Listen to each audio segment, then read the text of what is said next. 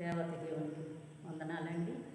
ఈ బుధవారం స్త్రీల సమాజం కొరకు దేవుడిచ్చిన ఈ అవకాశాన్ని పెట్టి దేవునికి వందనాలు చెల్లించుకుంటున్నాను. మరి కూడి వచ్చిన మీ అందరికీ, ఈ చూపు ద్వారా చూస్తున్న మీ అందరికీ నా వందనాలు చెల్లించుకుంటున్నాను. ఎలా ఉన్నారు? స్త్రీల సమాజమైన మన సంఘాలు బిడ్డలు ఎలా ఉన్నారు? ఎవరికెవరు కూడా మరి విధానంలో ఎవరు ఉన్నారనేది ఒకరికొకరు పొందలేని స్థితిలో అందరూ బలహీనులుగా ఉంటున్నామా?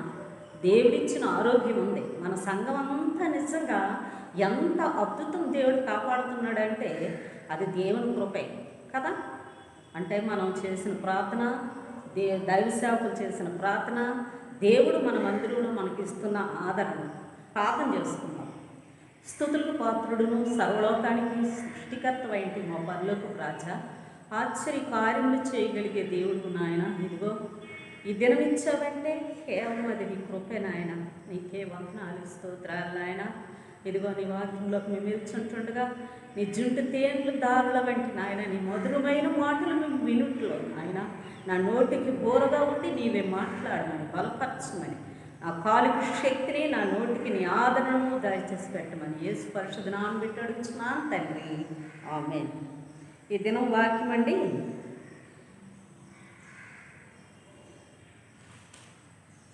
పోరాడి గెలిచిన స్త్రీ. అంశం పోరాడి గెలిచిన స్త్రీ. మత్తయి సువార్త 15:24, మార్కు 7:25లోని మార్కు సువార్త చూస్తే, మత్తయి సువార్త చూస్తే మనకి ఎలా ఉంటుందంటే అక్కడ ఒక స్త్రీ కనిపిస్తుందండి. ఆ స్త్రీ ఎవరు అని అంటే మార్కు సువార్తలోని కనాను స్త్రీ అనమాట. అదే మత్తయి సువార్తలోని మత్తయి 15:21, మత్తయి 15:21లోని ఇక్కడ ఒక స్త్రీ కనిపిస్తుందండి. అలాగనే మార్కు సువార్త 7:24-25లోని అదే స్త్రీ ఇక్కడ కూడా కనిపిస్తుందండి. 25లోని మార్కు సువార్త 7వ అధ్యాయము 25వ వచనంలోని ఇక్కడ కూడా సేమ్ స్త్రీ కనిపిస్తుందండి. అయితే ఈ స్త్రీ ఎలా పోరాడి గెలిచింది ఒకసారి మనం చూసుకుందాం. ఈమె ఎలా పోరాడి గెలిచింది అని అంటే, మరి ప్రభు మార్కు సువార్తలో ఏంటంటే తూరు సీదోను పట్టణాలకు వెళ్ళేటప్పుడు ఒక ఇంటిలో ఉన్నారట. ప్రభు తాగవలసిన అవసరం ఏంటుందండి, దాని సంగతి తర్వాత చూద్దాం. ఈ తూరు సీదోన్ అనే పట్టణము ఒకప్పుడు ఆదికాండము 15వ వచనంలోని నోహౌ టైప్లోని ఇది షోరు అనే ఒక పట్టణం అండి. అయితే ఈ నోవహు కుమారుల్లోని ఒక కుమారుడు కనాను. ఆ కనాను కుమారుడైన ఈ సీదో, అందువల్ల ఈ సీదో అనే పేరు రావడం జరిగింది ఆ పట్టణానికి. ఇక తూరు అంటే తూరు సీదోనులకి అది ఫోనీషియా దేశంలో పెద్ద నగరం అండి. అది ఆ నగరంలోని ఇది తూరు సీదోనికి 22 కిలోమీటర్లు అండి, 22 మైళ్ళ దూరం అండి అక్కడికక్కడ. అందుకని ఈ పట్టణాలు 22 మైళ్ళ దూరం కనుకన అది సింపుల్గా రెండు కలిపి పెట్టారు. అయితే ఈ స్థలంలోని యెహోషువ ఈ తూరు సీదోను పట్టణానికి అప్పుడులోని సోరు అని పేరు పెట్టాడనమాట. సోరు అని ఉండేదన్నమాట యెహోషువ టైంలో. మొదటి రాజులు 9:2లోని దావీదు ఏలుబడిలోని తూరు రాజు వ్యాపారం చేసేవాడనండి ఈ పట్టణాన్ని. అలాగనే యెషయా మనం చూసుకుంటే యెషయా గ్రంథం ఒకసారి చూద్దామండి. యెషయా గ్రంథం 23వ వచనం. యెషయా గ్రంథం 23వ అధ్యాయము 2వ వచనం అండి. 2వ వచనం. సముద్ర తీరములారా అంగలార్చుడు, సముద్రము దాటుచుండు సీదోను వర్తకులు తమ సరుకులలో నిన్ను నింపిరి. అంటే ఈ సీదోనికి తూరుకి మరి మధ్య వ్యాపారం నడిచేదనమాట. అది సముద్ర తీరం కనుక ఈ సముద్ర తీరంలోని ఇది వ్యాపారం జరిగేది. అయితే మళ్ళీ మనము యెషయా గ్రంథము 7వ వచనం చూసుకుందామండి. అదే 23:7. నీకు సంతోషం కలుగు చేసిన పట్టణం ఇదేనా?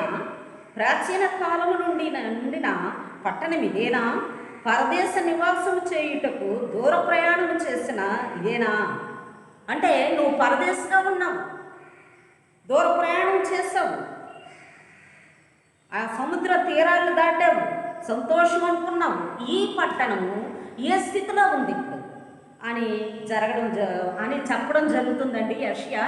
అలాగే యేసుకేలు 28లోని కూడా 28-21లోని నేను నీకు విరోధిని అంటున్నాడు దేవుడు.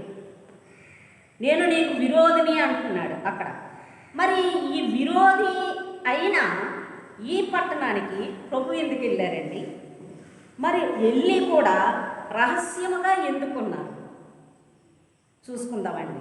మార్కు సువార్త 3వ అధ్యాయం అండి. మార్కు సువార్త 3వ అధ్యాయము 8వ వచనం.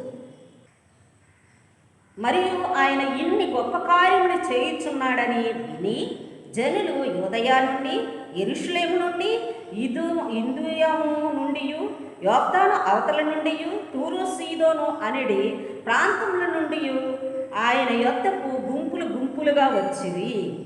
జనులు గుంపు కూడగా చూసి వారు తమకు ఇరుకు కలిగింపకుండునట్లు చిన్న దోణిలో ఒకటి తనకు సిద్ధపరిచము. చూసారా, ప్రభు ఎందుకు అక్కడ దాగున్నారు అని అంటే అక్కడ పరిస్థితి ఇదే అనమాట. గుంపులుగా వచ్చేవారటండి. ఈరోజు క్రైస్తవ సంఘాలు మూతపడ్డాయి, కానీ కరోనా భయంకరం వల్ల. కానీ ఆదివారం వస్తే మందిరాలకే వచ్చేవాళ్ళం కాదు. గుంపులుగా యేసు ప్రభు ఎక్కడున్నాడంటే అక్కడికి బయలుదేరారట. మనకి టీవీల్లోని స్వస్థపరుస్తున్నారని అనేసరికి ఆ ఛానల్ విడిచిపెట్టమండి. ఎప్పుడు ఇస్తాడా ఆ స్వస్థత? ఎప్పుడైనా ప్రార్థన చేస్తారా? అయ్యో ఆ స్వస్థత కొరకు అందుకోవాలా? నీలో విశ్వాసం లేదా? నీకు లేదా? నీకు ప్రార్థన లేదా? నీలో శక్తి లేదా? ఈ రీతిగా వాళ్ళు గుంపులుగా వచ్చింది. వాళ్ళు ఎవరండి అంటే మనం ఇప్పుడు మత్తయి 11:21లోని ప్రభు అక్కడ పలికెను. ఏమని పలికాడో చూసండి, తెలుసండి మీకు? ఓ ఫారానా, ఓసారి చూద్దామండి. 11:21.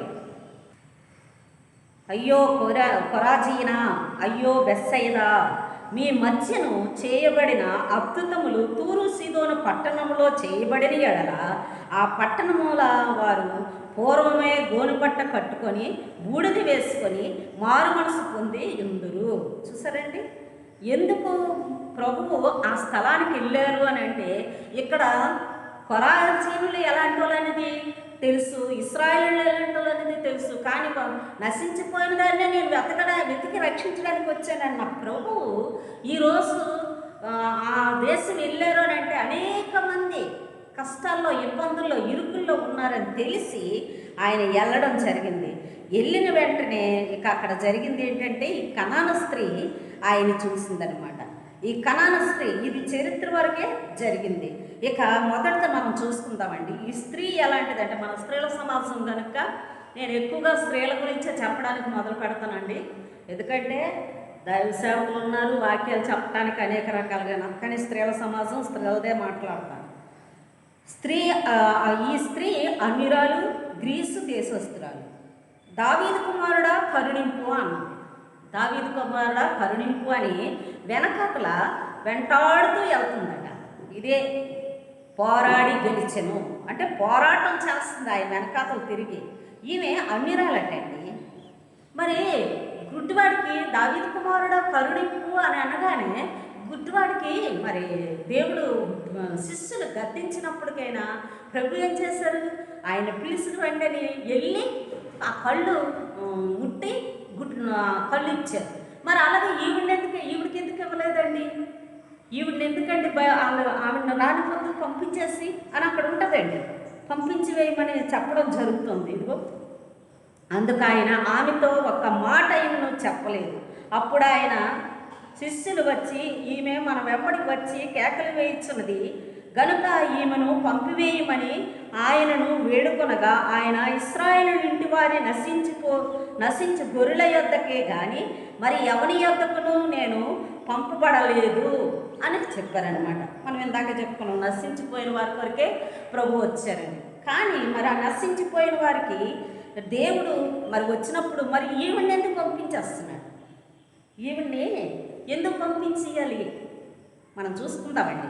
ఒక అన్యురాలు ఏ స్థితిలో ఉంటుందండి. మరి నేను చిన్న సాక్ష్యం చెప్పాలనుకుంటున్నాను.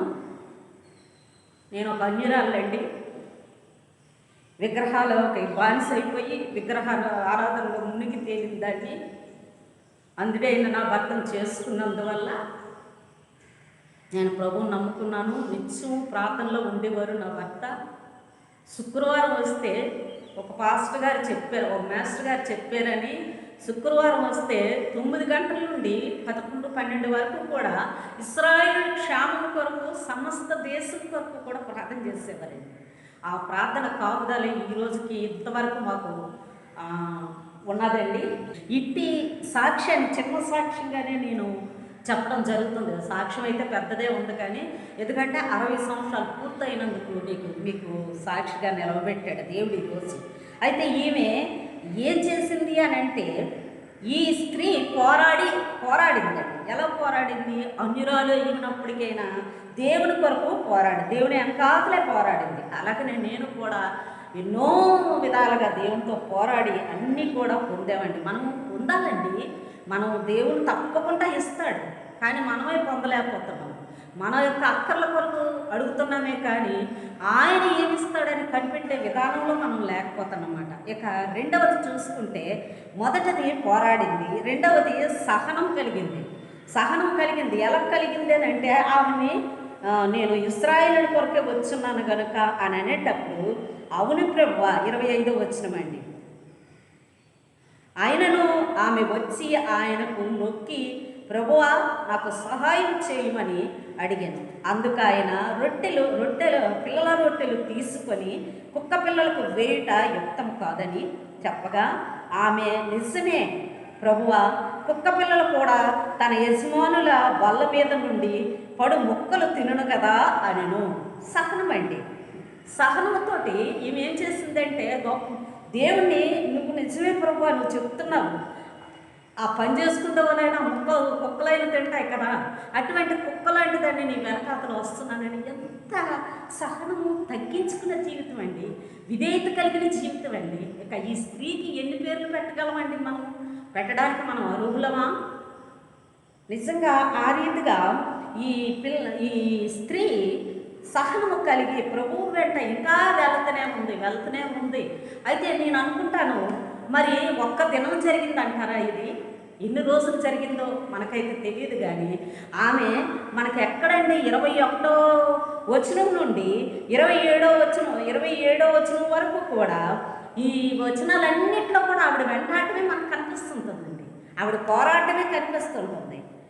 ఆ రీతిగా సహనం కలిగి ఆవిడ వెంటాడుతూ బల్ల కింద రొట్టె ముక్కలైనా నాకు ఇవ్వండి ప్రభువా అంటుంది. నిజమే, బల్ల కింద రొట్టె ముక్కలు. బలను సమీపిస్తున్నామంటే ప్రజల కొరకైనా భయపడాలి, సంఘస్థుల కొరకైనా భయపడాలి, లేదా తినాలనే ఉద్దేశంతో అయినా ఏదైనా పడాలని అనుకుంటామే, కానీ భయపడి తీసుకుంటున్నావు ఆ బల్లని.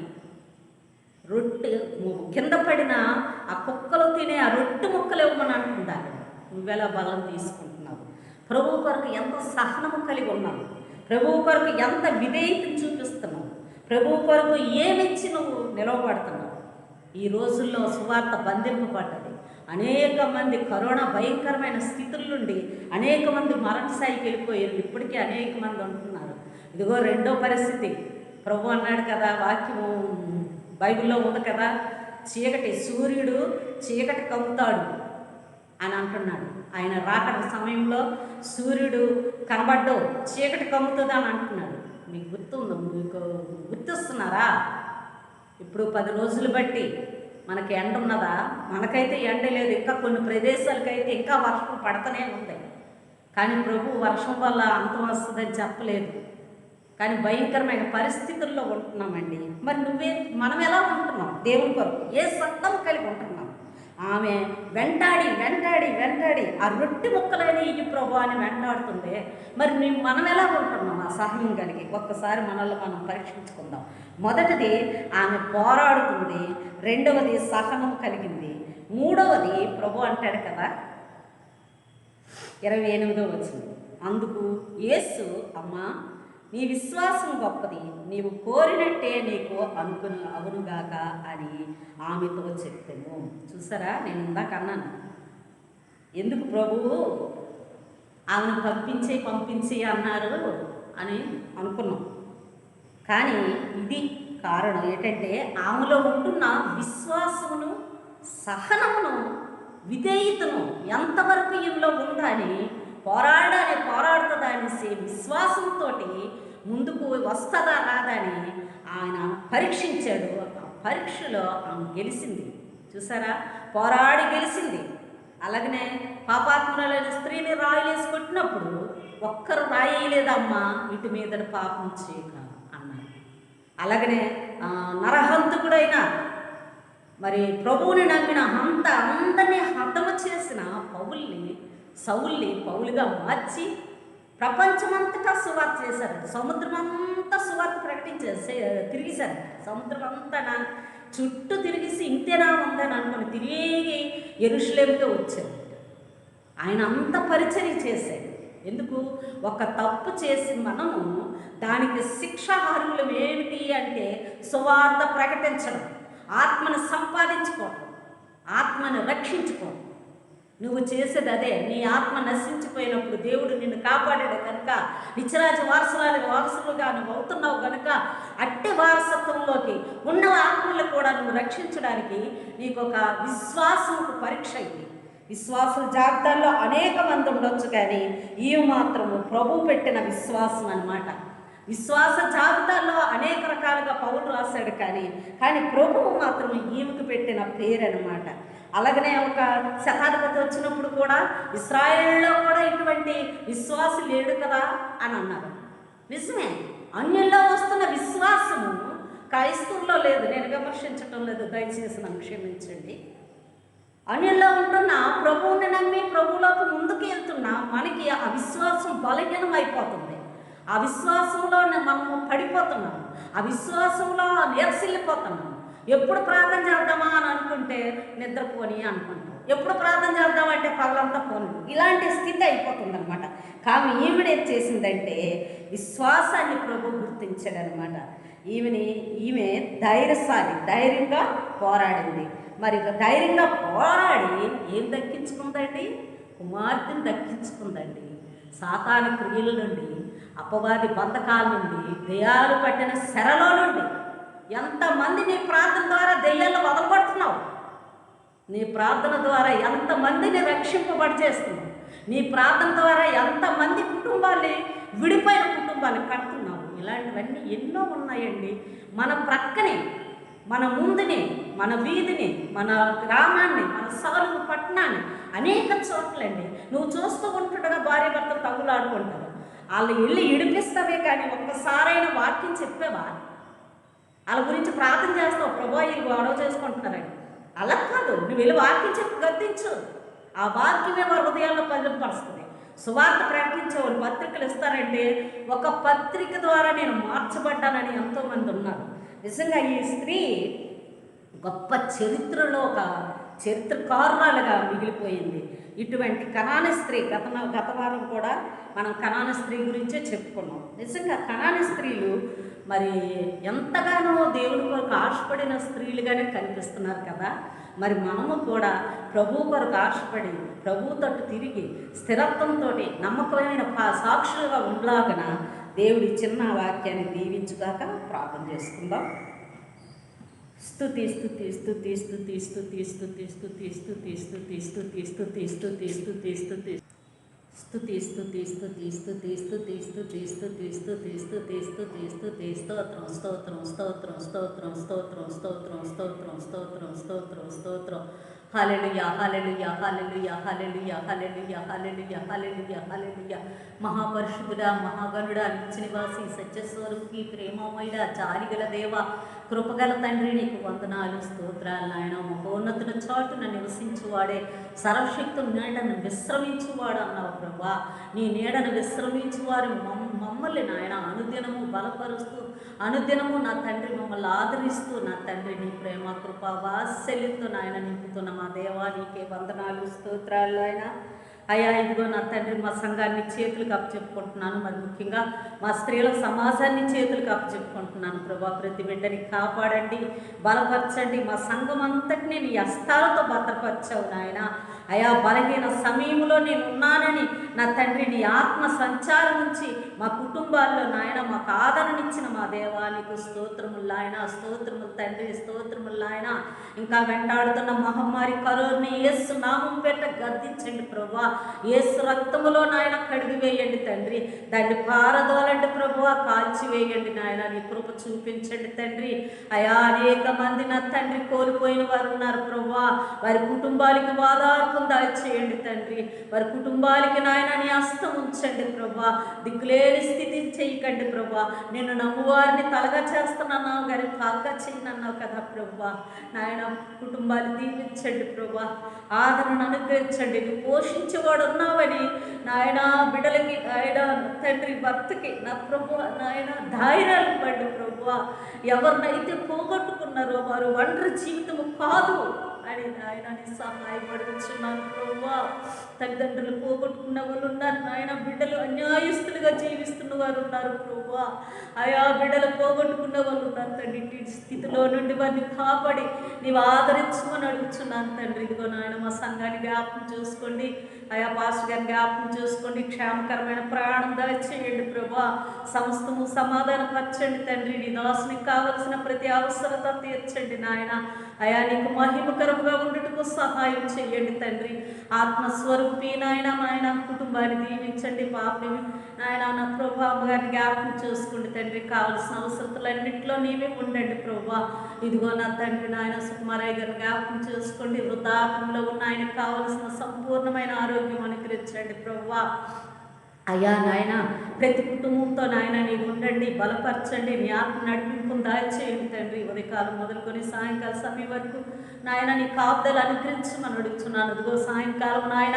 నా తండ్రి నీ వాక్యం నాయన విలుచున్న బిడ్డలకి నా తండ్రి నీ ఆదరణ దయచేయండి ప్రభువా అయా ఎవరైతే ఈ యూట్యూబ్ ద్వారా చూస్తూ ఉన్నారో వారి హృదయాలు తెరవండి ప్రభువా అయా నేనే పాత్రం దాన్ని తండ్రి నాయన ఒక్క మాట నీకు వారి హృదయాలకు తాగితే చాలు ప్రభువా అయా కనాను స్త్రీ ఏ రీతిగా అయితే నాయన అయా పోరాడి గెలిచిందో తన కుమార్తెని దెయ్యములు పట్టిన కుమార్తెని రక్షించుకుందో అటు రీతిగా నాయన మా కుటుంబంలో సమస్యలు నాయన మా ఇంటిలో సమస్యలు నాయన మా బంధువు మధ్య నా తండ్రి మా సంఘాల మధ్య నా తండ్రి దేశం మధ్య మా గ్రామం మా పట్టణాల మధ్య నాయన జరుగుతున్న ప్రతి సమస్యని తీసివేసి అయా నీతో పోరాడి గెలుచుటకు సహాయం చేయండి ప్రభువా అటు రీతిలోనే నా తండ్రిని హస్తం ఉంచండి ప్రభువా కనికరించండి అయా పెద్దలు జ్ఞాపకం చూసుకోండి సమస్తము సమాధానపరచండి ఇదిగో నాయన మందిరాలు మూతబడ్డాయి నాయన చాలా వేదన కొంత ప్రభువా నీ చిత్తమైన తెరవబడినప్పుడు సహాయం చేయండి నాయన ఎటువంటి శోధన కలగకుండా నీ హస్తం ఉంచండి ప్రభువా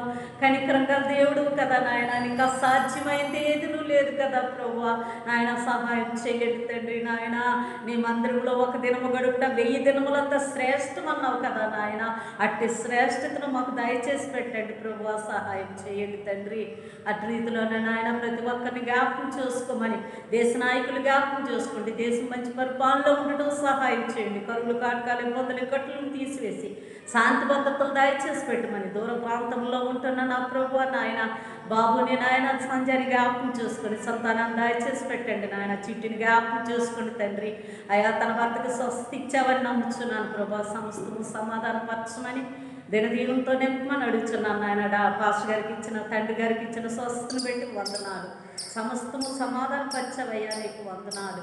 కనికరించండి తండ్రి, కృప చూపించండి నాయన. అయోగ్యురాలు ఎన్నిక లేదు దాని ప్రభా, బలహీనురాలు అయినప్పటికీ నా తండ్రి నన్ను నీవు ఏర్పాటు చేసుకున్న విధానాన్ని పెట్టి నీకు వందనాలు, స్తోత్రాలు నాయన. నీ చిత్త ప్రకారంగా నడిపించమని ఆయన ఈ వాక్యం విన్న పెద్ద బిడ్డనే దీవించమని మీ ప్రియ కుమారుడు మా ప్రభు యేసుక్రీస్తు ద్వారా వేడుకుంటున్నాను తండ్రి, ఆమేన్. పరలోకమందున్న మా తండ్రి, మీ నామం పరిశుద్ధపరచబడుగాక, నీ రాజ్యం వచ్చుగాక, నీ చిత్తం పరలోకమందు నెరవేర్చినట్లు భూమి యందు నెరవేరుగాక. మా అనుదిన ఆహారం నేడు మాకు దయచేయము, మరణస్తులను క్షమించిన ప్రకారం మరణం క్షమించుము, శోధముడి తేక దుష్టుని తప్పించుము, రాజ్యం శక్తియు మహిమయు నిరంతరము నీవు ఉన్నావు తండ్రి, ఆమేన్.